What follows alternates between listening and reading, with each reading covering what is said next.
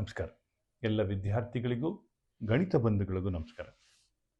ಆತ್ಮೀಯ ವಿದ್ಯಾರ್ಥಿಗಳೇ, ಇವತ್ತು ನಾನು ನಿಮಗೆ 2 ಮಾರ್ಕ್ಸ್ ಕ್ವಶನ್ಸಲ್ಲಿ ಇಂಪಾರ್ಟೆಂಟ್ ಕ್ವಶನ್ಸ್ ಯಾವುದು, ಯಾವ್ಯಾವ ರೀತಿಯ ಪ್ರಶ್ನೆಗಳು ಬರ್ಬೋದು ಮತ್ತು ನೀವು ಹೇಗೆ ಅಟೆಂಡ್ ಮಾಡಬೇಕು.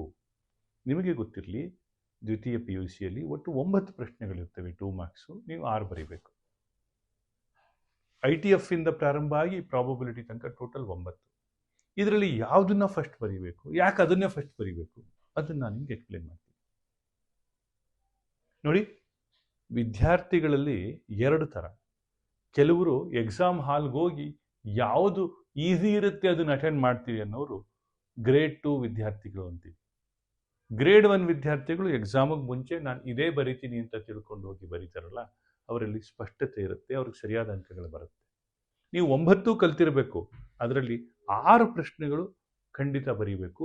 ಬಟ್ ಇನ್ನೂ 3 ಬರೀರಿ. ಅಪಿತಪ್ಪಿ ನೀವು 9 ಬರೆದ್ಬಿಟ್ರೆ ತಪ್ಪೇನೂ ಇಲ್ಲ. ಯಾವುದು ಜಾಸ್ತಿ ಅಂಕ ಬಂದಿರುತ್ತೆ ಅದನ್ನು ನಾವು ತಗೊಳ್ತೀವಿ.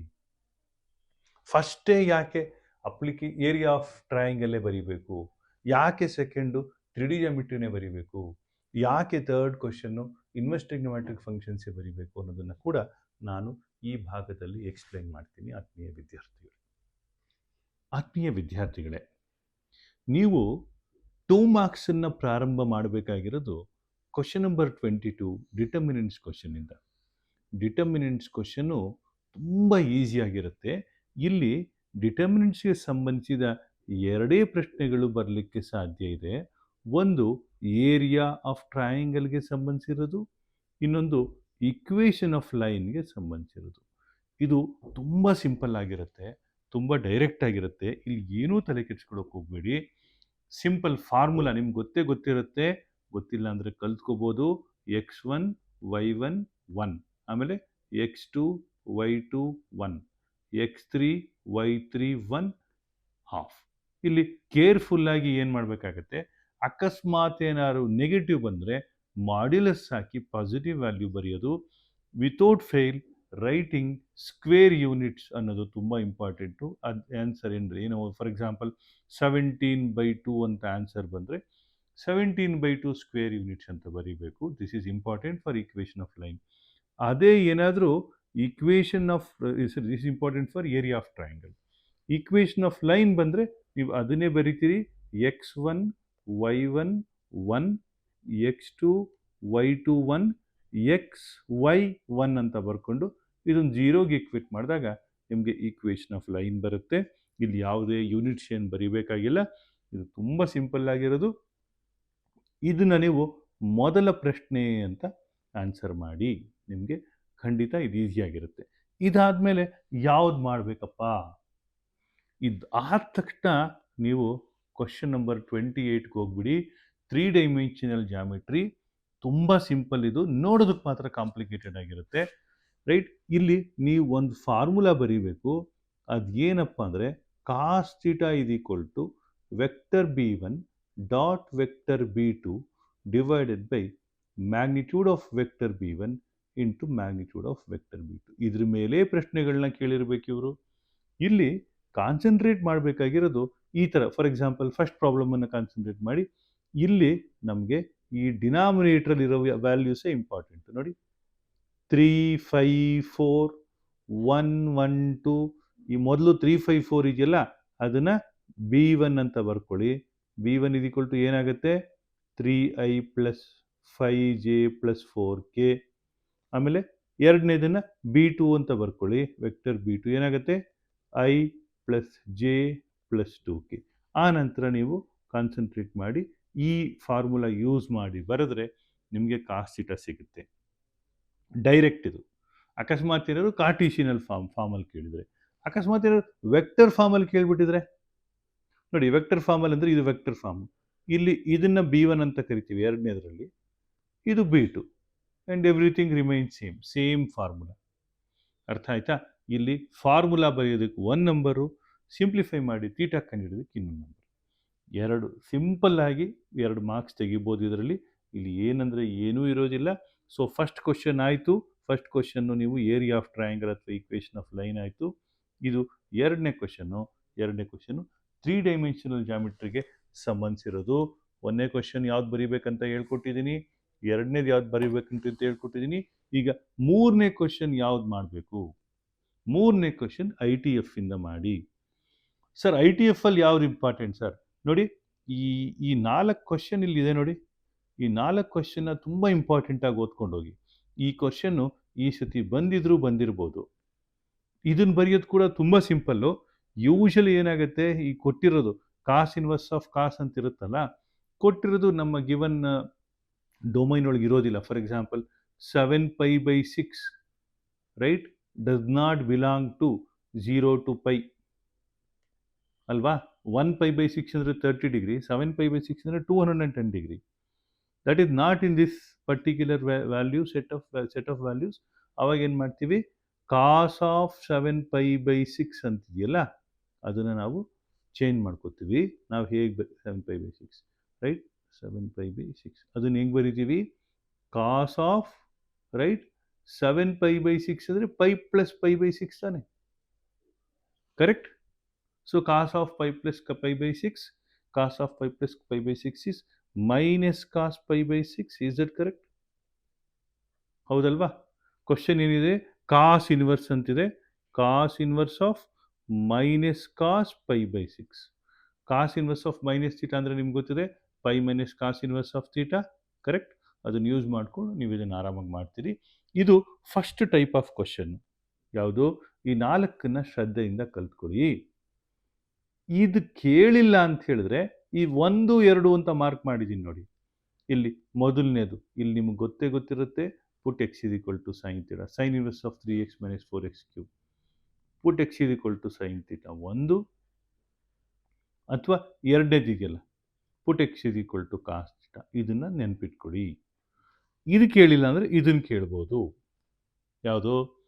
sin inverse of 2x × √1 - x². ಇಲ್ಲಿ ಏನು ಸಬ್ಸ್ಟಿಟ್ಯೂಟ್ ಮಾಡಬೇಕು? ಅವರೇ ಕೊಟ್ಬಿಟ್ಟಿರ್ತಾರೆ. ಏನು? 2 sin ಇನ್ವರ್ಸ್ ಆಫ್ x ಅಂತ ಕೊಟ್ಟಿದ್ದಾರೆ ಅಂದರೆ ಪುಟ್ x = sin θ. ಇನ್ನೊಂದು ಇದೆ ನೋಡಿ ಕೆಳಗಡೆ, 2 cos ಇನ್ವರ್ಸ್ ಆಫ್ x. ಇದಕ್ಕೇನು ಸಬ್ಸ್ಟಿಟ್ಯೂಟ್ ಮಾಡಬೇಕು? ಪುಟ್ x = cos θ. ಅಷ್ಟೇ. ಈ 8 ಪ್ರಶ್ನೆಗಳನ್ನು ಶ್ರದ್ಧೆಯಿಂದ ಓದ್ಕೊಂಡು ಹೋಗಿ. ಬಂದಿರ್ಬೋದು. ಇದಿಲ್ಲದೆ ಇದ್ರೆ ಏನು ಕೇಳ್ಬೋದು? ವ್ಯಾಲ್ಯೂಸ್ ಏನಾದರೂ ಕೇಳ್ಬೋದು, ಅಥವಾ 3 ಮಾರ್ಕ್ಸಿಗೆ ಕೇಳ್ತಾರಲ್ಲ ಅದರದ್ದೇ ಯಾವ್ದಾದ್ರು ಸಿಂಪಲ್ ಪ್ರಾಬ್ಲಮನ್ನು ಇಲ್ಲಿ ಕೇಳ್ಕೋಬೋದು. ಆಯಿತಾ? ತುಂಬ ಸಿಂಪಲ್ ಆಗಿರುತ್ತೆ. ಇದು ನೀವು ಅಟೆಂಡ್ ಮಾಡುವ 3ನೇ ಪ್ರಶ್ನೆ ಇದಾಗಿರಬೇಕು.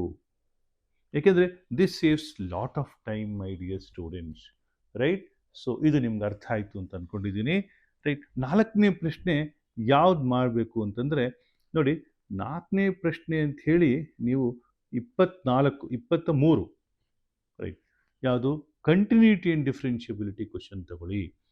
ಇದರಲ್ಲಿ ಕಂಟಿನ್ಯೂಟಿ ಆ್ಯಂಡ್ ಡಿಫ್ರೆನ್ಷಿಯಬಿಲಿಟಿಯಲ್ಲಿ ನಿಮಗೆ 2 ಥರದ ಪ್ರಶ್ನೆಗಳು ಬರಲಿಕ್ಕೆ ಸಾಧ್ಯ ಇದೆ. ಹೈಯೆಸ್ಟ್ ಪ್ರಯಾರಿಟಿ ಯಾವುದಪ್ಪ ಅಂದರೆ ಇದು. ಯಾವುದು? ಪುಟ್ y = x⁴ log x. ಪುಟ್ y = log x ಅಂದರೆ apply log both the sides, right? y = x⁴ log x ಅಂತಿದೆ. ಏನು ಮಾಡ್ತೀರಿ? Apply log both the sides. log y = log of x⁴ log x. ಇದು ಈ ಮೆಥಡ್ ನಿಮ್ಗೆ ಗೊತ್ತಿರ್ತದೆ. ಲಾಗರ್ದಮಿಕ್ ಡಿಫ್ರೆನ್ಷಿಯೇಷನ್ ಅಂತ ಹೇಳ್ತೀವಲ್ಲ, ಅದು ತುಂಬ ಸಿಂಪಲ್. ಇದು ಅಕಸ್ಮಾತ್ ಇದು ಕೇಳಲಿಲ್ಲ, ಲಾಗರ್ದಮಿಕ್ ಡಿಫ್ರೆನ್ಷಿಯೇಷನಲ್ಲಿ ಇದು ಬರಲಿಲ್ಲ ಅಂತಂದರೆ, ದೊಡ್ಡದಂತೂ ಬರೋದಿಲ್ಲ. For example y = x⁴x + sin x⁴x, fine dy/dx, ಈ ಥರದ್ದು ಕೇಳಲಿಕ್ಕೆ ಸಾಧ್ಯ ಇಲ್ಲ. ಯಾಕೆಂದರೆ ಇದು 2 ಮಾರ್ಕ್ಸಿಗೆ ಕೇಳುವಂಥ ಕ್ವಶನ್ ಅಲ್ಲ, 4 ನಂಬರ್ಗೆ ಕೇಳುವಂಥದ್ದು. ಅಪ್ಪಿತಪ್ಪಿ ಕೇಳಿದರೆ ಈ ಥರದ್ದು ಇದ್ಯಾವುದು 4-5 ಕೊಟ್ಟಿದ್ರಲ್ಲ, ಈ 4ರಲ್ಲೇ ಕೇಳಬೇಕು. ಅಥವಾ ಈ ಥರದ್ದು ಇನ್ಯಾವುದು ಬೇರೆ ಫಾರ್ಮ್ ಕೇಳಿದ್ರು ಕೇಳ್ಬೋದು. ಇದು ಕೇಳದೇವಂಥ ಸಂದರ್ಭದಲ್ಲಿ ನಿಮಗೆ ಇನ್ನೊಂದು ಕ್ವಶನ್, ಸೆಟ್ ಆಫ್ ಕ್ವಶನ್ಸ್ ಇದೆ ನೋಡಿ. ಇದು ಇನ್ವರ್ಸ್ ಟ್ರಿಗ್ನಾಮೆಟ್ರಿಗೆ ಸಂಬಂಧಿಸಿರುವಂಥದ್ದು. ಆಯಿತಾ? tan inverse of 3x - x³ / 1 - 3x². ನಿಮ್ಗೆ ಅಲ್ಲಲ್ಲೇ ಸೊಲ್ಯೂಷನ್ ಇರುತ್ತೆ. ಏನು? ಪುಟ್ x = tan θ. ಇದಕ್ಕೆಲ್ಲ ನೀವು ITF ಅಲ್ಲಿ ಕಲ್ತಿರುವಂಥದ್ದು. ಇದು ಕೇಳಿದ್ರೂ ಕೇಳ್ಬೋದು ಆತ್ಮೀಯ ವಿದ್ಯಾರ್ಥಿಗಳೇ. ಇದು ನೀವು ಆನ್ಸರ್ ಮಾಡಬೇಕಾಗಿರೋ 4th ಕ್ವಶನ್ ಅಲ್ವಾ? ಈ ಪ್ರಾಬ್ಲಮನ್ನು ಪ್ರಿಪೇರ್ ಆಗಿ. ಇದು 4ನೇ ಕ್ವಶನ್ನು ನೀವು ಅಟೆಂಡ್ ಮಾಡಬೇಕಾಗಿರುವಂಥದ್ದು, ರೈಟ್? ಯಾಕೆಂದರೆ this saves lot of time. ನಾವು ಒಟ್ಟು 6 ಬರಿಬೇಕು. 6ರಲ್ಲಿ 4 ಪ್ರಶ್ನೆಗಳನ್ನು ನಾವೀಗಾಗಲೇ ಡಿಸ್ಕಸ್ ಮಾಡಿದ್ದೀವಿ. ಈಗ 5ನೇ ಪ್ರಶ್ನೆ ಅಂತ ಯಾವ್ದು ಡಿಸ್ಕಸ್ ಮಾಡಬೇಕು? 5ನೇದು ನೀವು ವೆಕ್ಟರ್ಸಿಂದ ಮಾಡಿ ಅಂತ ನಾನು ಹೇಳ್ತೀನಿ. ವೆಕ್ಟರ್ಸ್, ಇಲ್ಲಿ ವೆಕ್ಟರ್ಸಲ್ಲಿ ಏನು ಕೇಳ್ಬೋದು? ಕೇಳಿದ್ರೆ ಪ್ರೊಜೆಕ್ಷನ್ ಬಗ್ಗೆ ಕೇಳಬೇಕು, ಹೌದಲ್ವಾ? ಪ್ರೊಜೆಕ್ಷನ್ ಬಗ್ಗೆ ಕೇಳಬೇಕು, ಪ್ರೊಜೆಕ್ಷನ್ ಇಲ್ಲ ಅಂದರೆ ಡಾಟ್ ಪ್ರಾಡಕ್ಟ್ ಬಗ್ಗೆ ಕೇಳಬೇಕು, ಹೌದಲ್ವಾ? ಅದು ದಾಟಿದ್ರೆ ಯೂನಿಟ್ ವೆಕ್ಟರ್ ಏನಾದರೂ ಕೇಳ್ಬೋದು. ಇದಂತೂ ತೀರಾ ಸಿಂಪಲ್ಲು, ತೀರಾ ಈಸಿ ಇದು. ಇಲ್ಲಿ ಏನೂ ತಲೆ ಕೆಡಿಸ್ಕೊಳ್ಳುವಂಥದ್ದು ಇರೋದಿಲ್ಲ ನೋಡಿ. ಸೊ ಪ್ರೊಜೆಕ್ಷನ್ ಅಂದರೆ ಗೊತ್ತಲ್ವಾ? A dot B divided by magnitude of B, ಅಥವಾ A dot B by magnitude of A, depending on which vector the other vector is following. ಇದು ಬಿಟ್ಟರೆ ನಿಮ್ಗೆ ಈ ಥರದ್ದು ಕೇಳ್ಬೋದು, X minus A dot X plus A. ನಿಮ್ಗೆ ಗೊತ್ತಿರ್ತದೆ ಇದು ಏನು? Magnitude of X whole square minus magnitude of A whole square is equal to 12. a plus b dot a minus b vector ನಿಮ್ಗೆ ಗೊತ್ತಿರುತ್ತೆ. ಇದ್ರ ಮೇಲೆ ಪ್ರಶ್ನೆಗಳನ್ನ ಕೇಳಲಿಕ್ಕೆ ಸಾಧ್ಯ ಇದೆ. ನನ್ನ ಪ್ರಕಾರ ಈ 7 ಪ್ರಶ್ನೆಗಳನ್ನು ನೋಡ್ಕೊಳ್ಳಿ, ಇದರಲ್ಲಿ ಒಂದು ಪ್ರಶ್ನೆ ಬಂದಿರ್ಬೋದು. ಸೊ ಇದು ನೀವು ಬರೆಯುವಂಥ 5ನೇ ಪ್ರಶ್ನೆ. 6ನೇ ಪ್ರಶ್ನೆ ಯಾವ್ದು ಬರೀಬೇಕು ಅಂತ ಹೇಳಿದ್ರೆ, you directly go to probability. ಪ್ರಾಬಬಿಲಿಟಿಯಲ್ಲಿ conditional probability P of B by A, P of A by B ಕಂಡುಹಿಡಿಯೋದಿರ್ಬೋದು, ಅಥವಾ P of A intersection B ಕಂಡುಹಿಡಿಯೋದಿರ್ಬೋದು, ಅಥವಾ ವರ್ಡ್ ಟೈಪ್ ಪ್ರಾಬ್ಲಮ್ಸ್ ಇರ್ಬೋದು. ಒಂದು ಸಿಂಪಲ್ ಒಂದು 5-6 ಎಕ್ಸಾಂಪಲ್ ತೊಗೊಂಡಿದ್ದೀನಿ ಅಷ್ಟೇ, ಆಯಿತಾ? ತುಂಬ ಜಾಸ್ತಿ ಏನು ತೊಗೊಂಡಿಲ್ಲ, ಏಕೆಂದರೆ ಇಲ್ಲಿ ಬೇರೆ ಏನೂ ವಿಶೇಷವಾಗಿ ಕೇಳಲಿಕ್ಕೆ ಸಾಧ್ಯನೇ ಇಲ್ಲ. ನಿಮ್ಗೆ ಇದೊಂದು formula P of A by B is equal to P of A intersection B divided by P of B, ಈ ಫಾರ್ಮುಲಾ ಗೊತ್ತಿದ್ರೆ ಸಾಕು, ಯು ಕ್ಯಾನ್ ಡೂ ಇಟ್. ಅಥವಾ ಇಂಡಿಪೆಂಡೆಂಟ್ ಇವೆಂಟ್ ಅಂದಾಗ P of A intersection B is equal to P of A into P of B, ಈ ಫಾರ್ಮುಲಾನು ಗೊತ್ತಿರಬೇಕು. ಈ 2 formula based ಪ್ರಶ್ನೆಗಳು ನಿಮಗೆ ಬರಲಿಕ್ಕೆ ಸಾಧ್ಯ ಇದೆ ಅಲ್ವಾ? ಇದು ನೀವು ಬರೀತಾರೋ 6ನೇ ಪ್ರಶ್ನೆ ಅಲ್ವಾ? ರೈಟ್. 5ನೇ ಪ್ರಶ್ನೆ ಯಾವುದು? ಇದ್ರದ್ದಾಯಿತು, ವೆಕ್ಟರ್ಸ್ದಾಯಿತು, ಹೌದಲ್ವಾ? 5th ಕ್ವಶನ್ ವೆಕ್ಟರ್ಸ್ ಆಯಿತು. ಈಗ ನೀವು ಬರೆಯೋ 6ನೇ ಪ್ರಶ್ನೆ ಪ್ರಾಬಬಿಲಿಟಿದಾಯಿತು. ನೋಡಿ, ನೀವು 6 ಬರೀಬೇಕು, 6 ಕಲ್ತ್ಕೊಂಡಾಯ್ತು. ಇಷ್ಟನ್ನ ಇಟ್ಕೊಂಡಿರಿ. ಈಗ 7ನೇ ಕ್ವಶನ್ ಯಾವುದು ಅಂತ ಹೇಳ್ತೀನಿ. ಯಾಕೆ 7ನೇದು ಬೇಕು? 6 ಬೇಕಲ್ವಾ? ಅಪ್ಪಿತಪ್ಪಿ ನಾವು ಅಂದ್ಕೊಂಡಿರೋದು ಯಾವುದು ಬರದೆ ಹೋದ್ರೆ ಅವಾಗ ಏನು ಮಾಡ್ತೀರಿ? ನಾವು ಅಂದ್ಕೊಂಡಿರೋದು ಯಾವುದು ಬಂದಿಲ್ಲ ಅಂತ ಹೇಳಿದ್ರೆ, ಡಿಫ್ರೆನ್ಷಿಯಲ್ ಇಕ್ವೇಷನಲ್ಲಿ ವೆರಿಫಿಕೇಶನ್ ಟೈಪು ಇಷ್ಟು ವರ್ಷ ಸರಿಯಾಗಿ ಕಾನ್ಸಂಟ್ರೇಟ್ ಮಾಡಿರಲ್ಲ, ಪ್ರತಿ ವರ್ಷ ಇದು ಬರ್ತಾ ಇರಲಿಲ್ಲ. ಕಾನ್ಸಂಟ್ರೇಟ್ ಮಾಡಿ ವೆರಿಫಿಕೇಶನ್. ಫಾರ್ ಎಕ್ಸಾಂಪಲ್, ಇದು ಒಂದು ಎಕ್ಸಸೈಸ್, ಫುಲ್ ಎಕ್ಸಸೈಸು ತೊಗೊಂಡಿದ್ದೀನಿ ಇಲ್ಲಿ ನೋಡಿ. ಇಲ್ಲಿ ಏನಾಗುತ್ತೆ, ಯಾವುದೊಂದು ಎಕ್ಸಾಂಪಲ್ ಕ್ವಶನ್ ನಂಬರ್ 1 ತಗೋತಾ ಇದ್ದೀನಿ ನೋಡಿ. ಏನು? y is equal to e power x plus 1, prove that y double dash minus y dash is equal to 0. y is equal to e power x plus 1 ಆದರೆ ವಾಟ್ ಈಸ್ y dash ಹೇಳ್ತೀರಾ? y dash should be e power x. What is y double dash ಹೇಳ್ತೀರಾ? That is also e power x. then what is y double dash minus y dash? that is equal to e power x minus e power x, that is equal to 0. ನೋಡಿ ಎಷ್ಟು simple ನೋಡಿ. ಇದನ್ನ 7ನೇ ಪ್ರಶ್ನೆಯಾಗಿ ಇಟ್ಕೊಳ್ಳಿ. Actually ನೀವು ಬರಿಬೇಕಾಗಿರೋದು 6 ಅಷ್ಟೇ. 7ನೇದು ಅಂತ ಯಾಕೆ ಹೇಳ್ತಾ ಇದ್ದೀನಿ ಅಂತ ಹೇಳಿದ್ರೆ, ಅಲ್ಲಿ ತಗೊಂಡಿರೋದ್ರಲ್ಲಿ ನಾವು ಅಂದ್ಕೊಂಡಿದ್ದು ಯಾವುದೋ ಬರದೆ ಹೋದ್ರೆ ಎಮರ್ಜೆನ್ಸಿಗೆ ಅಂತ ನಾನು ಡಿಫ್ರೆನ್ಷಿಯಲ್ ಇಕ್ವೇಷನ್ ಕ್ವಶನ್ನ ಹೇಳ್ತಾ ಇದ್ದೀನಿ. ಸರ್ 8ನೇದು ಯಾವುದು ಸರ್? ಅಕಸ್ಮಾತ್ ಅದು ಬರದೆ ಹೋದರೆ ನೀವು ಅಪ್ಲಿಕೇಶನ್ ಆಫ್ ಡೆರಿವೇಟಿವ್ ಅಲ್ಲಿ ನನ್ನ ಪ್ರಕಾರ ರೇಟ್ ಆಫ್ ಚೇಂಜ್ ಸಂಬಂಧಿಸಿರೋ ಪ್ರಶ್ನೆಗಳೇ ಬರಲಿಕ್ಕೆ ಚಾನ್ಸಸ್ ಇದೆ. Find the rate of change of area of circle with respect to radius R. ಅಂದರೆ you have to find out D A by D R, ಹೌದಲ್ವಾ? D A by D R ಏನಾಗುತ್ತಪ್ಪ? Right. So differentiation of pi R square ಏನು? 2 pi R, ಹೌದಲ್ವಾ? 2 pi R ಅಷ್ಟೇ. When R is equal to 6 centimetre ಅಂದರೆ ನೀವು ಅದು substitute ಮಾಡಬೇಕಷ್ಟೇ, ಇನ್ನೇನಿಲ್ಲ. Hope you have understood this, right. ಇದು ನಿಮಗೆ ನಾನು ಸಜೆಸ್ಟ್ ಮಾಡ್ತಾ ಇರೋ 8ನೇ ಪ್ರಶ್ನೆ ಇದು, ಆಯಿತಾ? 9ನೇ ಪ್ರಶ್ನೆ ಒಂದು ಅಂತ, ಅದು ಯಾವುದಪ್ಪ ಅಂದರೆ ಇಂಟಿಗ್ರಲ್ಸ್. ಇಂಟಿಗ್ರಲ್ಸ್ದು ಇಲ್ಲಿ ನಾನು ಯಾವುದೂ ಪ್ರಶ್ನೆಗಳನ್ನು ತಗೊಂಡಿಲ್ಲ. ಯಾಕೆ ಅಂತ ಹೇಳಿದ್ರೆ ಇದಕ್ಕೆ ಒಂದು ಸೆಪರೇಟ್ ವಿಡಿಯೋನೇ ಮಾಡಿಬಿಟ್ಟಿದ್ದೀನಿ ನಾನು ಆಗಲೇ. We have A separate video.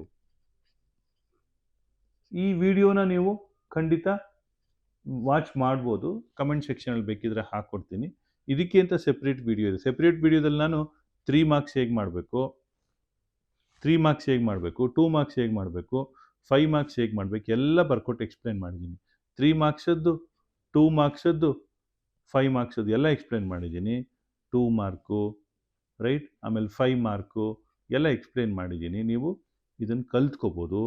So ಒಟ್ಟಾರೆ ವಿದ್ಯಾರ್ಥಿಗಳೇ, ನೀವು ಏನಾದರೂ ಈ ಥರದ ಪ್ರಶ್ನೆಗಳಂದರೆ 2 ಮಾರ್ಕ್ ಕ್ವಶನ್ಗಳನ್ನು ನೀವು ಟ್ರೈ ಮಾಡ್ತಾ ಇದ್ದರೆ, ಇನ್ನೊಂದು ಸತಿ ನಿಮಗೆ ಹೇಳ್ಬಿಡ್ತೀನಿ ಒಂದು ಫ್ಲೋ ರೈಟ್. ಫಸ್ಟ್ ಯಾವ್ದು ಬರಿತೀರಿ? ಏರಿಯಾ ಆಫ್ ಟ್ರಯಾಂಗಲ್ ಬರಿತೀರಿ ಅಲ್ವಾ? ಆಮೇಲೆ ಯಾವ್ದು ಬರಿತೀರಿ? 3D ಜಾಮಿಟ್ರಿ ಬರಿತೀರಿ, ಹೌದಲ್ವಾ? ಆಮೇಲೆ ಯಾವ್ದು ಬರಿತೀರಿ? ITF ಬರಿತೀರಿ.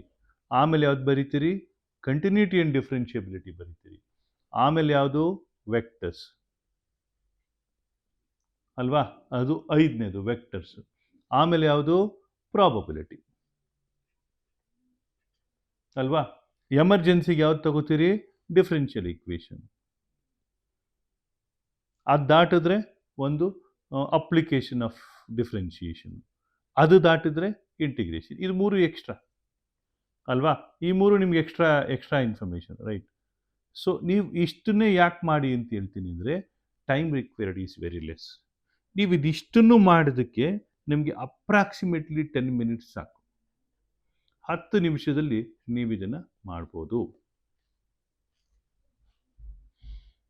ಆತ್ಮೀಯ ವಿದ್ಯಾರ್ಥಿಗಳೇ, ನೀವೀಗ 2 ಅಂಕದ ಪ್ರಶ್ನೆಗಳನ್ನು ಹೇಗೆ ಬರಿಬೇಕು ಅಂತ ಕಲ್ತ್ಕೊಂಡ್ರಿ, ಹೌದಲ್ವಾ? 2 ಮಾರ್ಕ್ಸ್ ಕ್ವೆಶನ್ಸ್. ಮುಂದಿನ ಭಾಗದಲ್ಲಿ ನಾನು 3 ಮಾರ್ಕ್ಸ್ ಕೂಡ ಹೇಳ್ಕೊಡ್ತೀನಿ. ಈ ಒಂದು 10-15 ನಿಮಿಷದ ವಿಡಿಯೋ ನಿಮ್ಮ ಒಂದು ಭವಿಷ್ಯಕ್ಕೆ ಒಂದಷ್ಟು ಸಹಕಾರಿ ಆಗ್ಬೋದು ಅಂತ ಅಂದ್ಕೊಂಡಿದ್ದೀವಿ. ಆತ್ಮೀಯ ವಿದ್ಯಾರ್ಥಿಗಳೇ, ಇದು ಕೇವಲ ನಮ್ಮ ಗ್ರಹಿಕೆಗಳು. ನಾವು ಅಂದುಕೊಂಡ ಹಾಗೆ ಎಲ್ಲವೂ ಬರಬೇಕು ಅಂತ ಯಾವ ರೂಲ್ಸೂ ಇಲ್ಲ.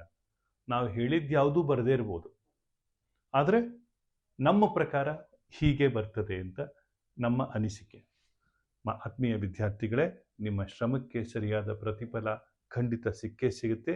ನಿಮಗೆಲ್ಲರಿಗೂ ಒಳ್ಳೆಯದಾಗಲಿ. ನಮಸ್ಕಾರ.